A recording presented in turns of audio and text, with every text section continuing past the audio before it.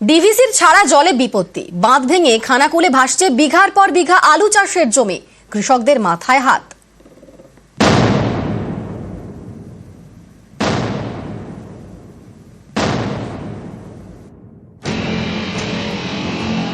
এখন জমি থেকে আলু তোলার সময়।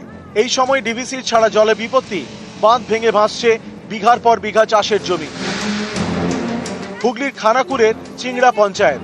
গত বছর বর্ষায় এখানকার বলাইচকে ভেঙে যায় মুন্ডেশ্বরী খালের বাঁধ। এর জেরে ভেসে যায় বিস্তীর্ণ এলাকা। বাঁধ মেরামতিতে বালির বস্তা ফেলা হয়। এর জেরে চিংড়া পঞ্চায়েত এলাকায় এবার দেরিতে শুরু হয় আলু চাষ। নভেম্বরের শেষে জমিতে বসানো হয় আলু গাছ। এখন সেই আলু তোলার মরশুম। এর মধ্যে শুরু হয়েছে বোরো ধান চাষ। এই সময় প্রতিবার জল ছাড়ে ডিভিসি। সেই জলের তোড়ে রবিবার সকালে ভেঙে যায় বলাইচকের দুর্বল বাঁধ। ফলে অনেক আলু চাষের জমি ভেসে গিয়েছে। এইভাবে জলে গেলে কিন্তু এখানে যে কটা গ্রাম আছে সকল গ্রামগুলোই প্লাবিত হবে চাষের জন্য। হয়তো রাস্তাঘাট ডুববে না ঠিক কথায়, কিন্তু চাষের তো ক্ষতি হলো। আবার বর্ষায় তো যা গেল উপরন্ত আবারও কিন্তু ক্ষতি হলো। বন্যায় যে বাঁধ ভেঙেছিল সেই বাঁধ ভাঙা জায়গায় এখনো পর্যন্ত বাঁধ মেরামত হয়নি। চাষিদের এই অবস্থা। লোন নিয়ে বিভিন্ন জায়গা থেকে সুদের লোন নিয়ে, চটার সুদের লোন নিয়ে তারা আলু চাষ করেছে এবং আলু এই জলের তলায়। খানাকুলের কৃষকদের দাবি 18 ফেব্রুয়ারি ডিভিসি জল ছাড়ে। এরপরেই 20, 21 এবং 22 ফেব্রুয়ারি বৃষ্টি হয় হুগলিতে।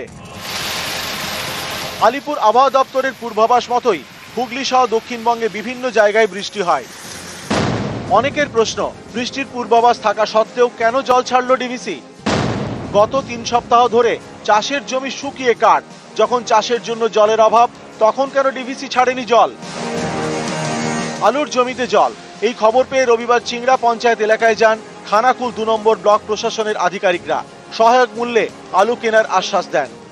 বাঁধটা ভেঙে যাওয়াতে অনেকটা চাষের জমি ক্ষতিগ্রস্ত হয়েছে। আলু যাতে কিনে নেওয়া হয় সেই ব্যবস্থা আমরা করছি। বাঁধটা যেহেতু ওটা ইরিগেশন ডিপার্টমেন্টের আন্ডারে, আমি ওদের সাথে কথা বলেছি, টেন্ডার হয়ে গেছে, আন্ডার প্রসেস আছে।